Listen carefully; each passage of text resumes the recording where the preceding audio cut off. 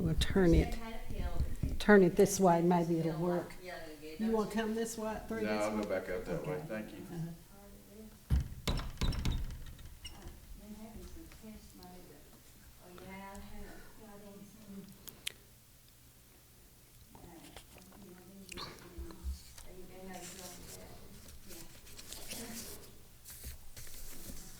Well, I heard that drink hibiscus tea is good for people that have high blood pressure. Well, see, I had that, the doctor said, blood pressure medicine's too strong, Oh, so he took me off of that, so. that may make you feel a little bit.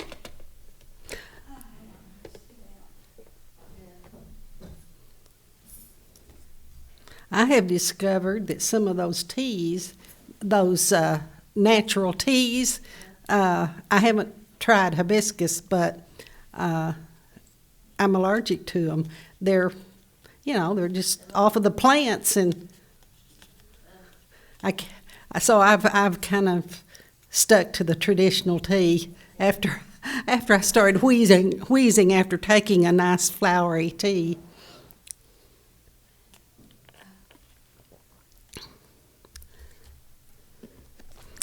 Well, good morning.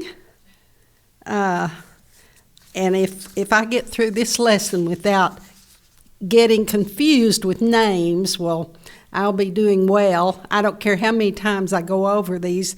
Some of them are just hard for me to keep straight. And who's who among the aides and the servants.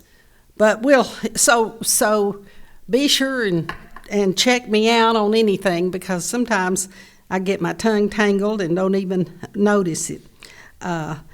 Ahithophel is, of course, one of the ones that gives me a little trouble, and I believe, isn't he the servant to Mephibosheth?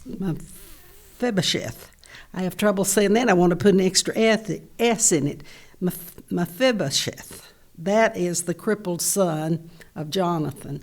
But we are nearing the end of this series on David, and it's been very interesting to me, even though I have stumbled over some of the relationships and who's the servant and who's the boss and whatever. I messaged Mark yesterday, and I said, "Did David have sisters?" And I just suddenly struck me as I was studying, and I hadn't read. And then I read on down, and it mentions a son of his sister, but I just didn't remember. And I'm very impressed. He knew. He messaged me right back and said, yes, he did. And so I didn't remember any of his sisters ever being mentioned. It's a son, actually, the son that was mentioned. But, I was just sitting there thinking, with all those brothers David had, and you remember the one that, you may remember the one that was mentioned in last week's lesson. It's interesting that we don't read more about them by name, and and it just suddenly occurred to me, I don't remember his sisters ever being named, but apparently they are. I just read right over that, like I do sometimes when I read these hard names, and unless I'm really bearing down, I don't always remember the relationships. So sometimes I think that we just throw up our hands and give up on some of these difficult names in the Old Testament. But it does help if you get them straight to understand what you're reading. Now, we're talking about the consequences of David's sin. Last week, we kind of roughly went over the second lesson, and not sure I really gave it the credit it deserved. I want to point out this was when David knows that he's being challenged by his son, and he's decided to leave. He doesn't want to fight with his son. but he has to, and he's going to leave Jerusalem.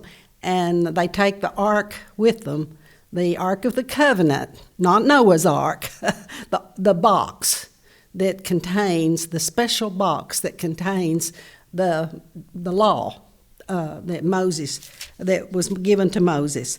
Now, and if you remember, the king sent them back to Jerusalem and told them to take the ark back and leave it there. And then there's an interesting, in verse 30, we were going through that in chapter 15. We were going through that rather quickly, and we really didn't pause there. But at verse 30 in chapter 15, but he sent the ark of God back to Jerusalem and stayed there, Abiathar, and Zadok and Abiathar. But David continued up the Mount of Olives, weeping as he went. His head was covered, and he was barefoot. All the people with him covered their heads too, and were weeping as they went up. Now, in that picture, and at that time, at the time this was written, the writer would not have known that Jesus was in a similar situation right at that very place. So the Old Testament is just filled with references that we find coming to fruition in the New Testament, the story of the Savior. And so in his way, David becomes the prototype for the Savior. It's in his line that the Messiah will come. And so there's just these little hints along. And this was written before the time of Christ.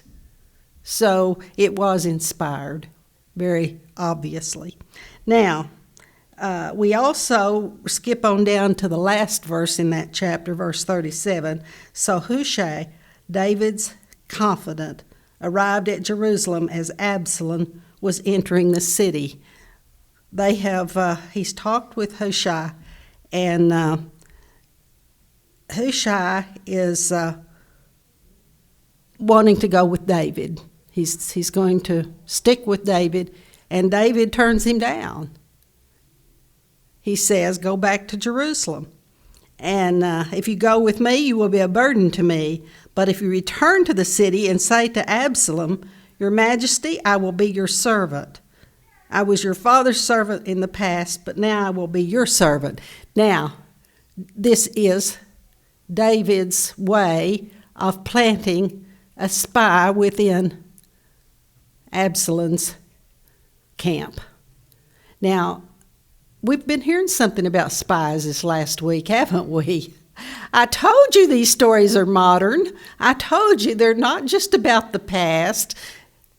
Things are what they are. And they've always been that way, and apparently they're still occurring in much the same way. So this is David's way of knowing what's going on, and what we find really concerns him greatly.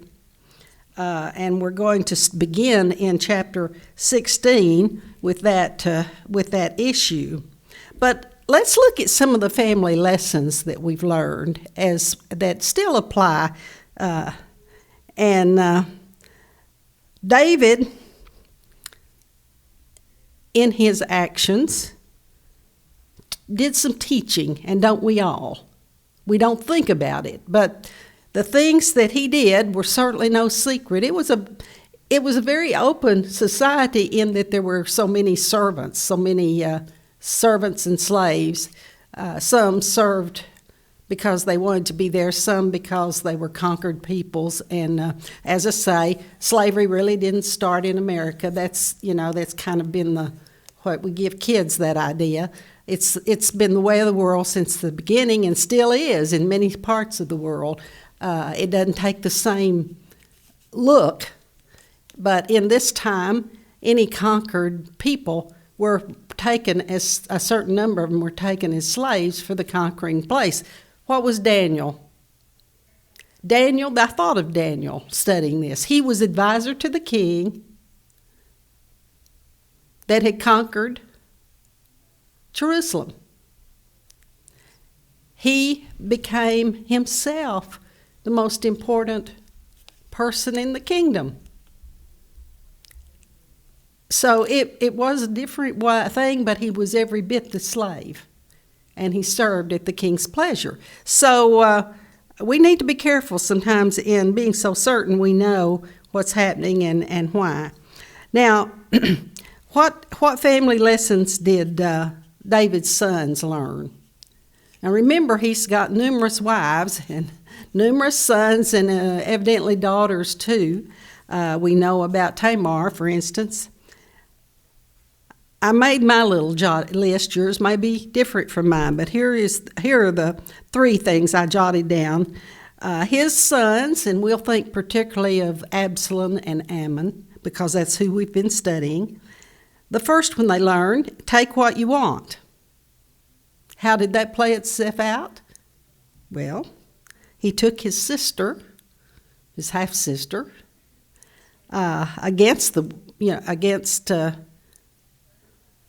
it was really against the law of God. He not only took her and then rejected her. That was Amnon, the oldest son of David. And the second lesson he learned is Dad won't punish you, because David did nothing about it when he was approached by Absalom. And Absalom, of course, is the full brother of Tamar. And he's very angry that his father did nothing. And so he stays quiet until he has an opportunity to get revenge for his sister. And then the third one, sibling rivalry to political rebellion includes murder. They all... First, you might say that Amnon murdered his sister's chance of a life, really, because she could no longer be married to a member of a royal family. She was condemned, really, to just stay in the family. Absalom took her in. And so she could not have a husband or children. Then... So that was murder in a different sense. But then, of course, the murder 2 years later of Amnon by Absalom took place. But the murder David committed was the beginning of these series of lessons that he didn't think about as teaching his sons, who either were small or at least knew the stories of how his affair with Bathsheba turned out. The kids know what's going on. They don't always interpret it correctly if they're little, but still, we just are teaching all the time, and so we do need to keep that in mind as parents, even as grandparents, even as great-grandparents. They're watching. Now, the other thing I wanted to point out in today's lesson, did David value loyalty? And I think you can quickly answer that question, because we know of his loyalty to the son of his dear friend Jonathan, and his loyalty to Jonathan, both the son of Saul. But that plays into today's story too.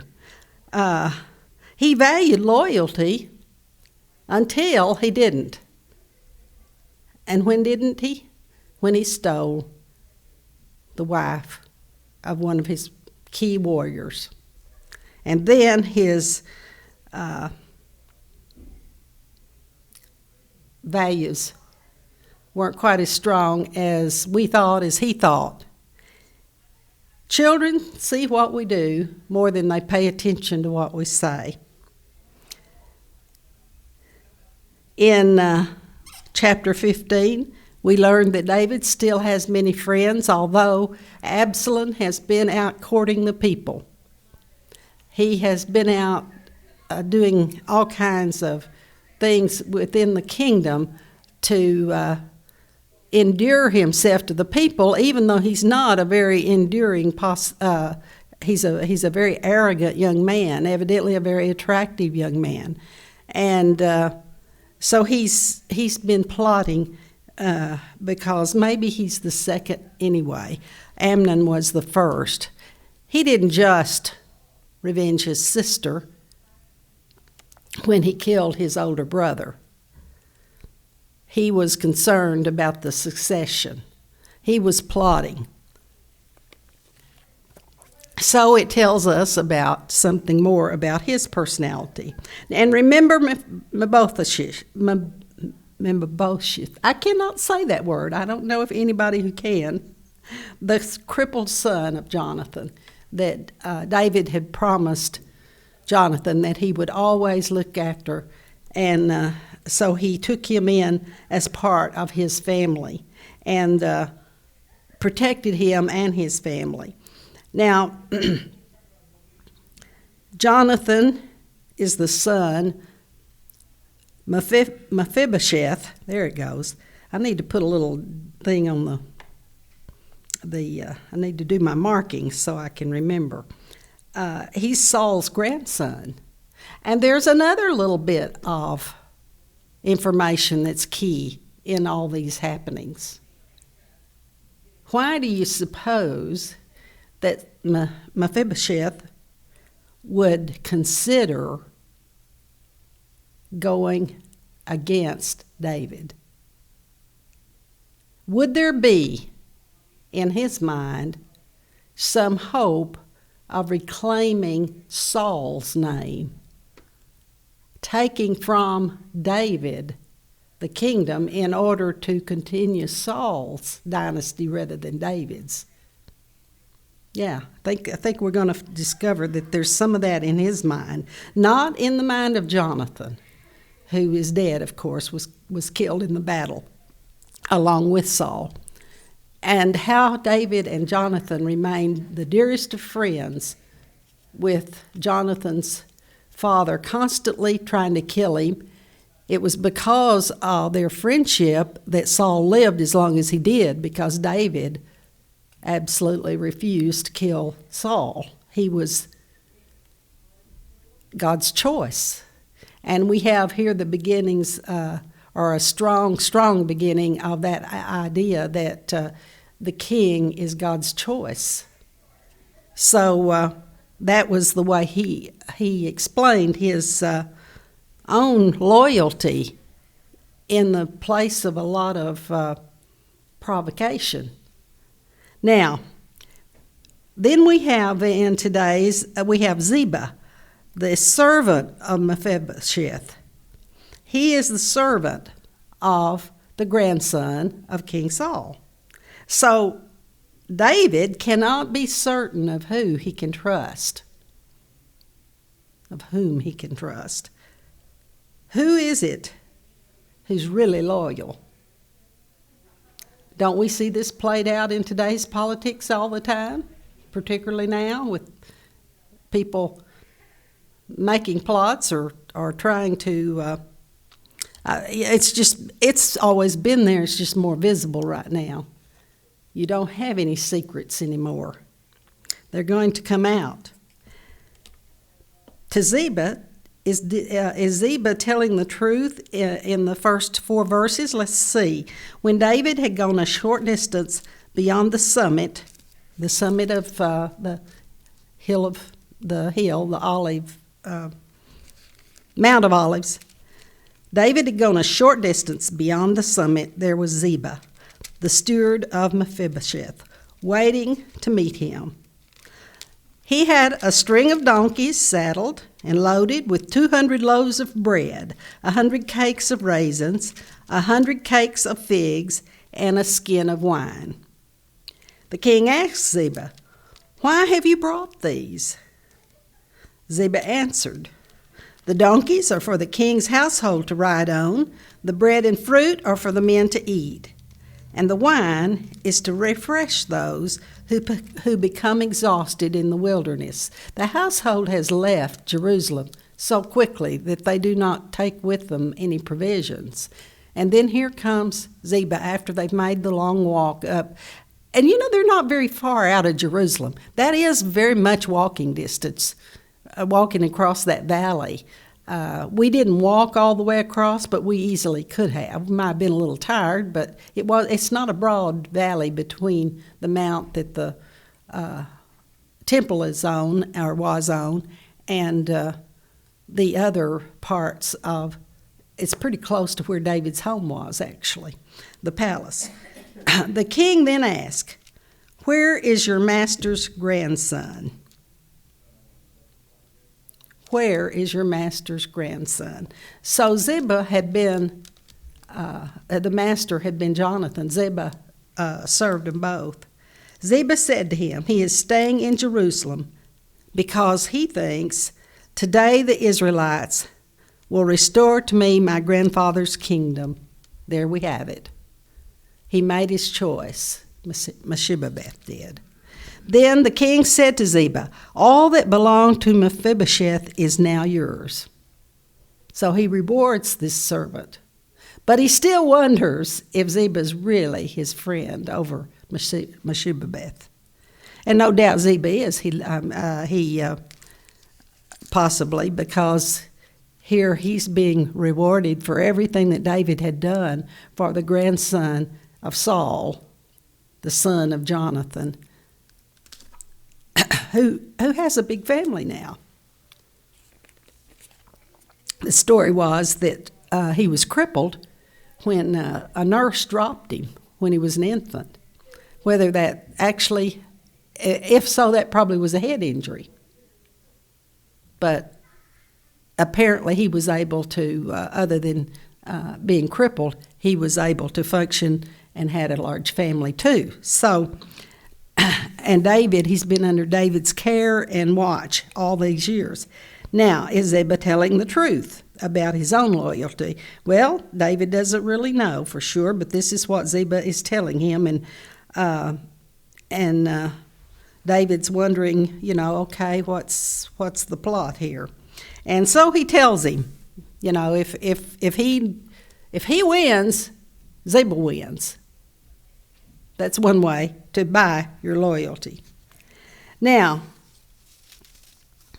then on this trip, this flight, when they had no time to really take anything, King David approached Bahurim, a man from the same clan as Saul's family came out from there. His name, and when we say these clans, we're really talking about families. Clan, as in family and all the in-laws, outlaws, whatever, in that family. Because you remember, we're really just moving from that clan type of government into royalty with Saul, and under David, it's beginning to take more form. So we're still identified, and always are, by what tribe we are. His name was Shimei, son of Jerah, and he cursed as he came out.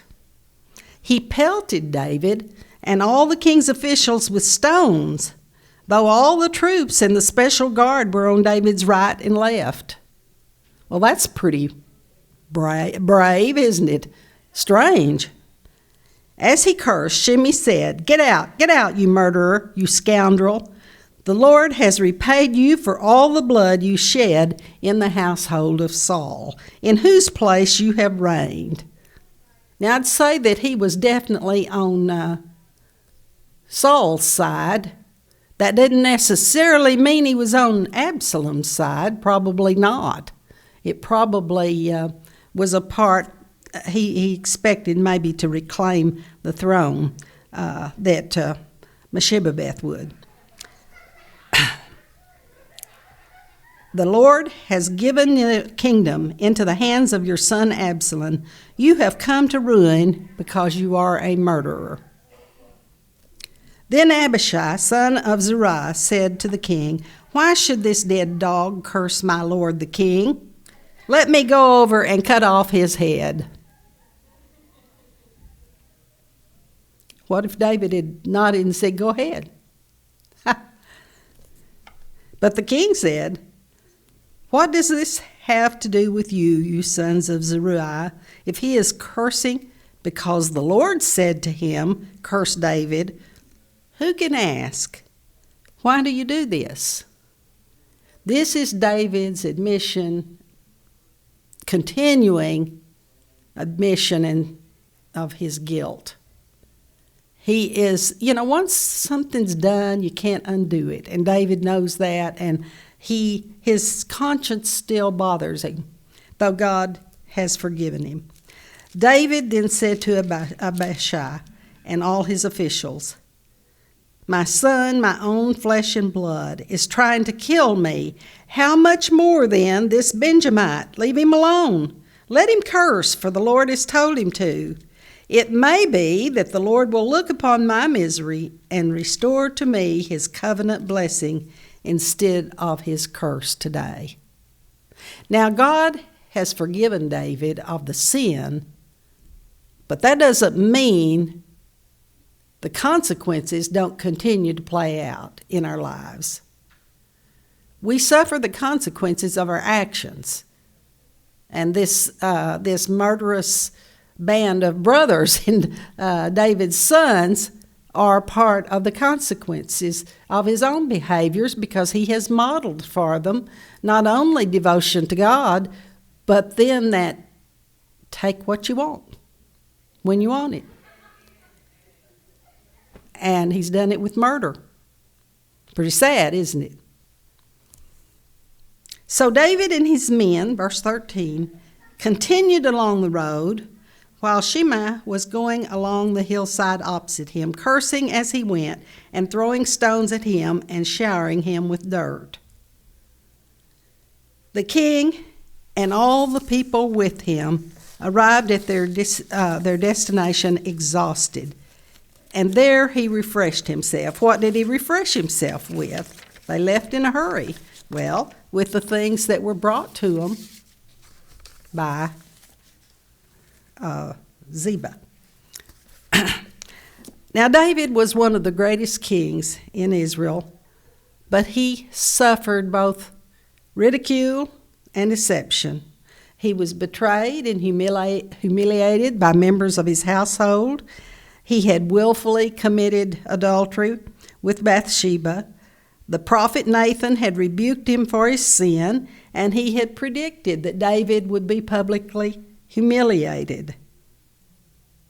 The king's sins were committed in secret, but the consequences would be witnessed in broad daylight. And this is the beginning of the attempt to dethrone David, and it would have ended in his death. David's sin precipitated changes in his family and in his kingdom that he would never have imagined, even though he admitted his guilt and was forgiven, as we saw in the 12th chapter, 12th and 13th chapters of 2 Samuel. David was forced to fight against members of his family he dearly loved and friends. And so this is quite an amazing response he has, in a way, to the man who comes to curse him. But David understands that he has done the things that have brought him to this place in his life.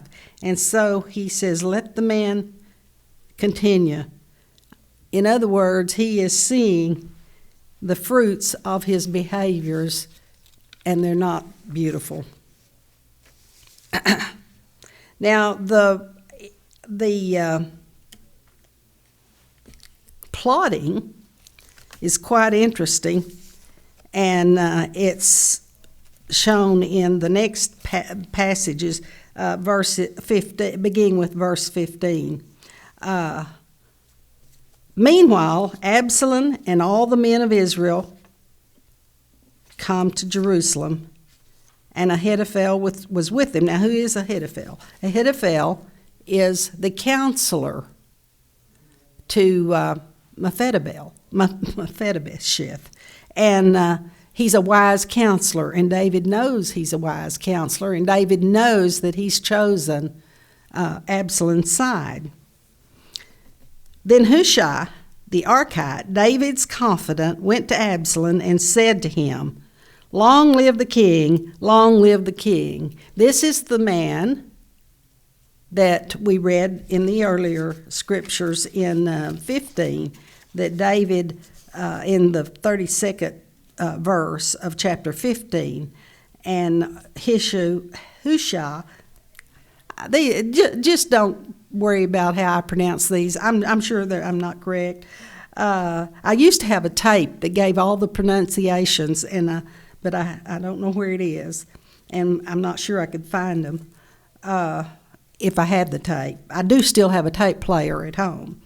But Hushai was the confidant of David and the advisor to David.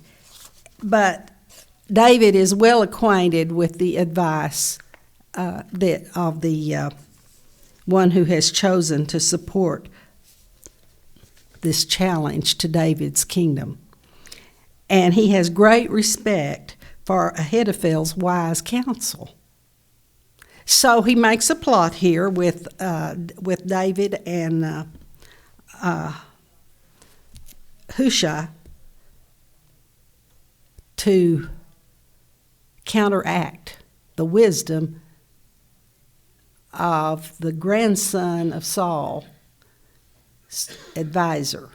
Now, that word advisor, we don't think much of it. We have lots of advisors. In that day and time, the advisor was, you might even say, more powerful than the king. Again, I refer to Daniel and his position. He made the decisions on behalf of God, really, that directed much of what was done in Babylon, including the return to Jerusalem of those Jews who had been taken away many years before, when he was kidnapped, you might say. Now, David's advisor is extremely important, and so is Ahithophel, the advisor to the grandson. Now, here's what he did. Hushai the Archite, David's confidant, went to Absalom and said to him, and this is at the command, we read in 15, of David, "Long live the king, long live the king." Absalom said to Hushai, "So this is the love you show your friend?" Now, Absalom is well acquainted with his father's advisors. He knows the loyalties. He's been testing them, and he's been wooing them away from David for several years. And he knows. But if he's your friend, why didn't you go with him? He's suspicious, just as David is suspicious of Ziba. Hushai said to Absalom, "No, the one chosen by the Lord," and notice how he words this, "No, the one chosen by the Lord, by these people and by all the men of Israel, his I will be, and I will remain with him." Now that's a clever answer, isn't it? He never names. He doesn't say, "I'm sticking with David." He says it in a way that Absalom understands that if Absalom is the winner, he will fully support him. That's what goes on. That's what drives us crazy when we hear these politicians get up and talk.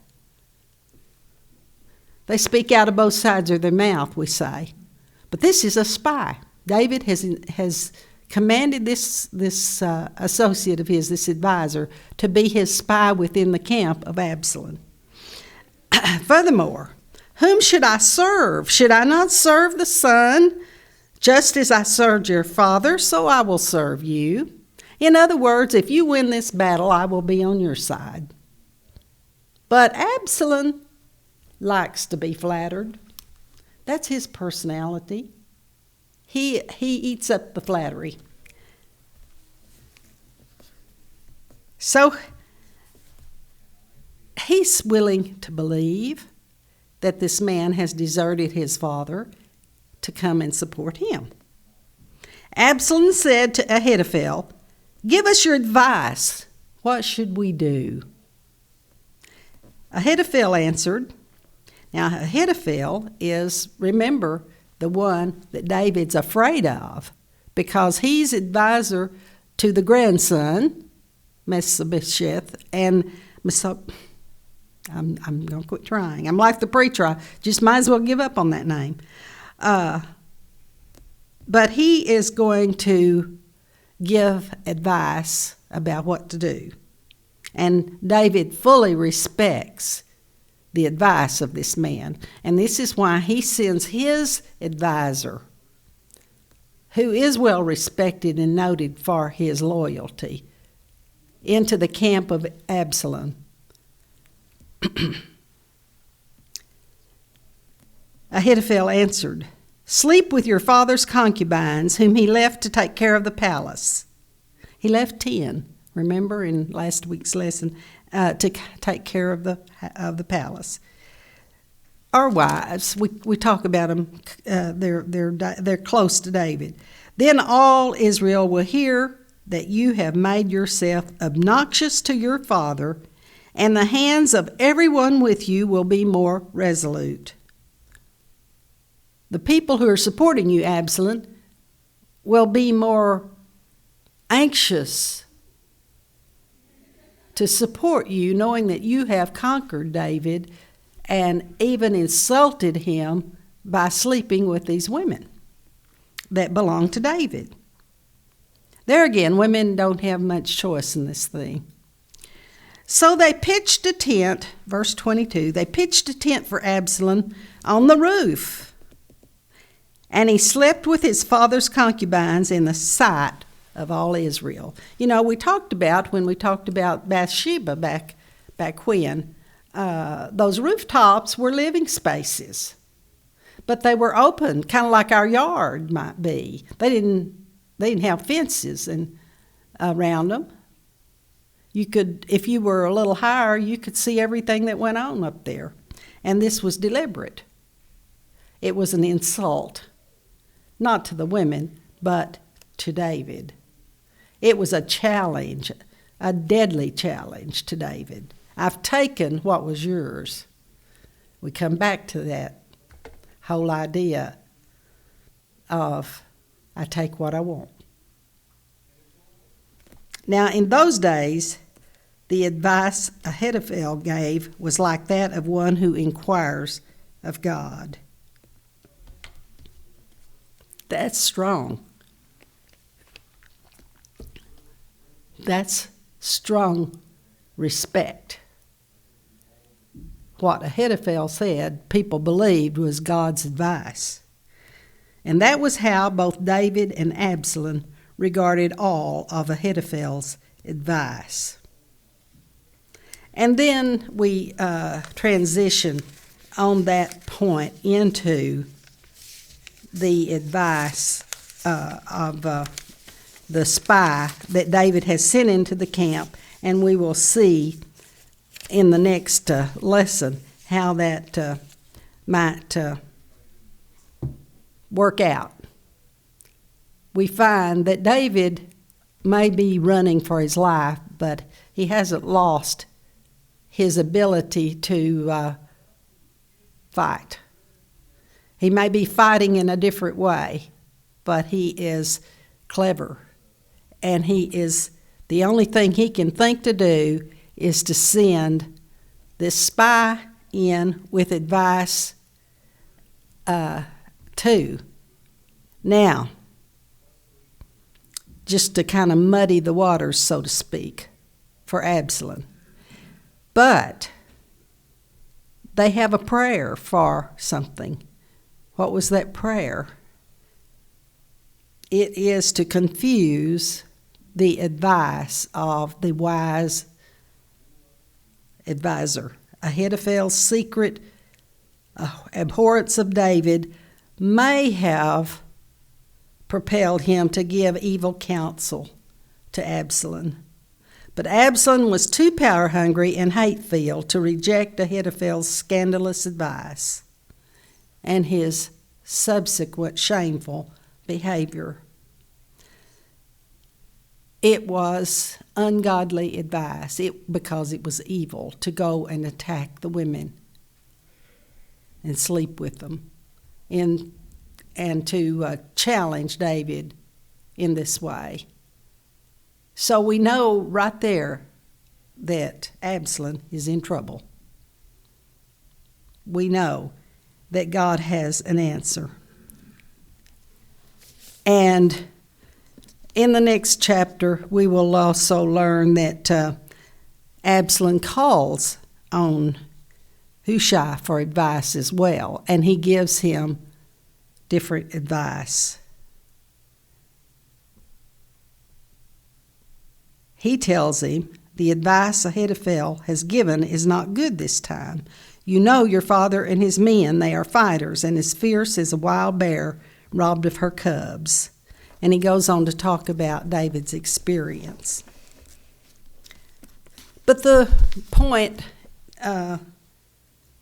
in our lesson today, as far as for us individually, has to do with just the life that we've lived. If we've done something to deserve the kind of ridicule and betrayal that David is faced with, we need to admit our wrongdoing, if any. We can take comfort that in God's forgiveness. We can ask His forgiveness. And we can learn to be patient. You know, when something bad happens, what's our first response? What did I do to deserve this? It is truly whatever religion people adhere to. That is the first human response to tragedy. What did I do to deserve this? Well, be patient. The truth will surface. Let's see. It does appear that some of our people have done some things in our own political arena that were not were against the law, and we'll see what plays out. But it does surface. The truth does surface.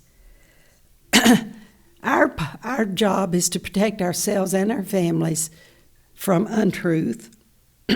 And I really am disturbed that today people don't really care about truth. It's all about feeling. It's what I feel, regardless of the truth. In other words, today's message that's expressed over and over, there is no such thing as truth, it's only how I feel. Well, it doesn't take a very smart person to see when you go down that road, where you're going to end up, does it? And so that is my concern today for not someone particular person's truth. I'm not saying we can't disagree about what the truth is, because sometimes we simply don't know for a while. But the truth will eventually come out. I've just finished reading the story of Mr. Churchill. That book's taken me 3 weeks to read, and I just usually read at night, and I've stayed up till 2 o'clock more than once, and I know better than that, but I can stay up and read all night. I don't read very much in the daytime because I go to sleep, probably because I stayed up too late at night. Anyway, I have so enjoyed this newest biography of Churchill, and he is really one of those figures that just defies your imagination. And on one hand, he is just so brilliant, and he expresses himself so well. And people either love him or they hate him. And he saved the world from Nazism just simply because of how he handled what he had to handle. And it's God's work is all over it. And he wasn't too sure about there being God, and yet you could see all through his statements, he was a skeptical believer. Does that make sense? And he wasn't too sure. I have no idea what his place is in the world. God uses all of us, whether we're believers or not.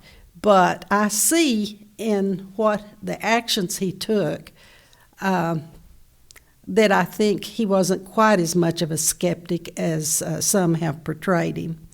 But nevertheless, it gets so complicated, and it just gets more so between the different nations.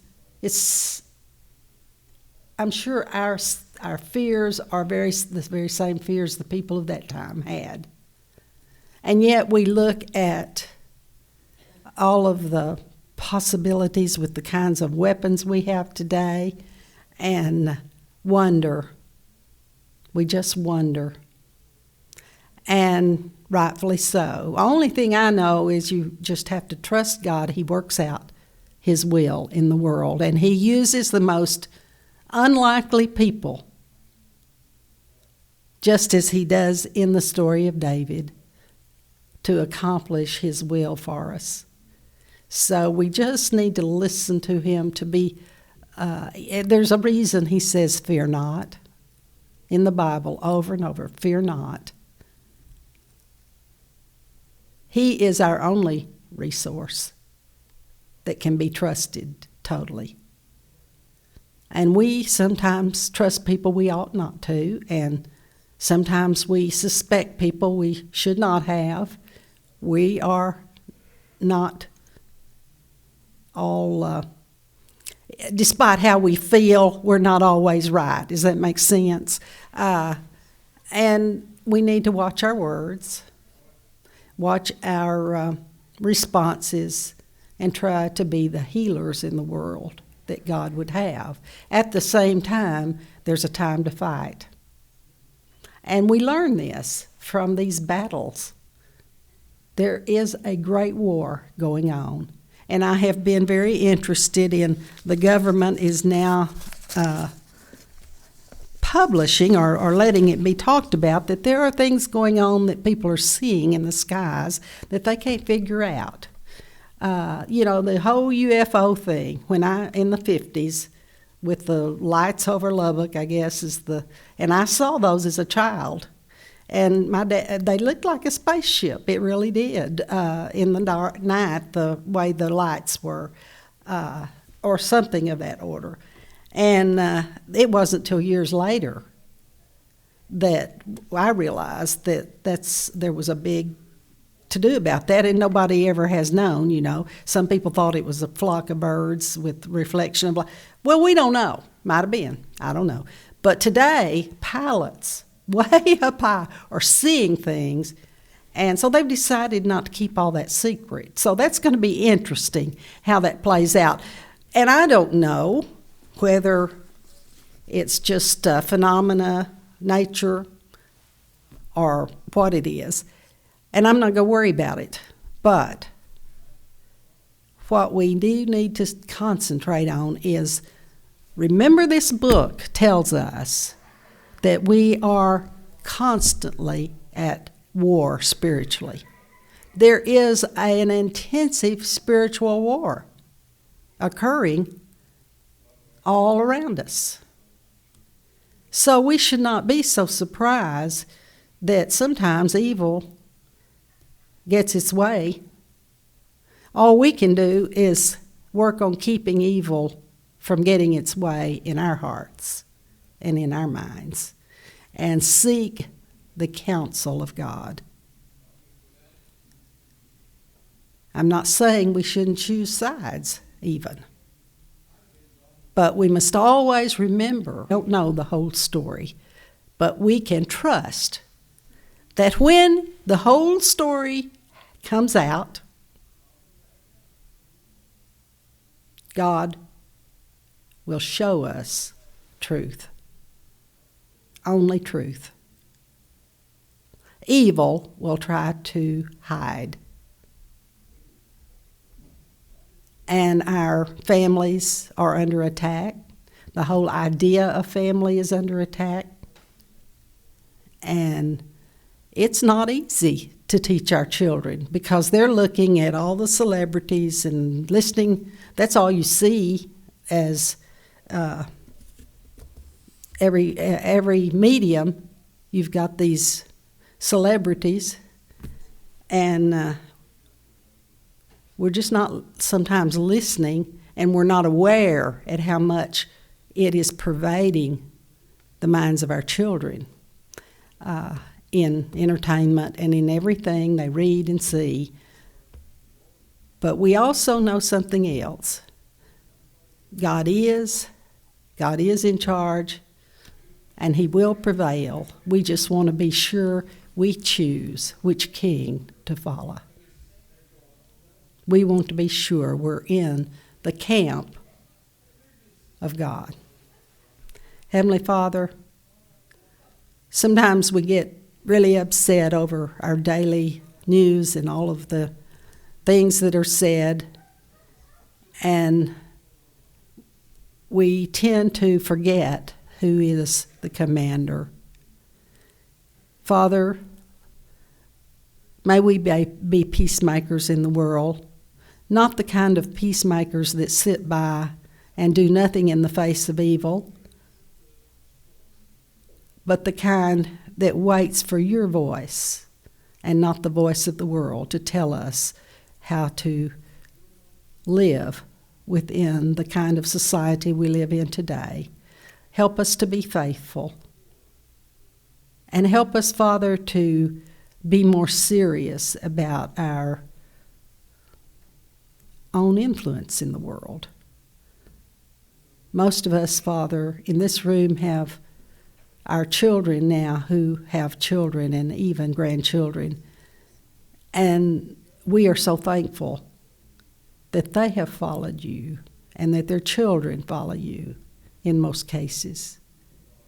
We're grateful, Father, that your protective hand has been over our families, and we pray, Father, that for those in our families, they continue to honor and follow you. In Jesus' name, amen.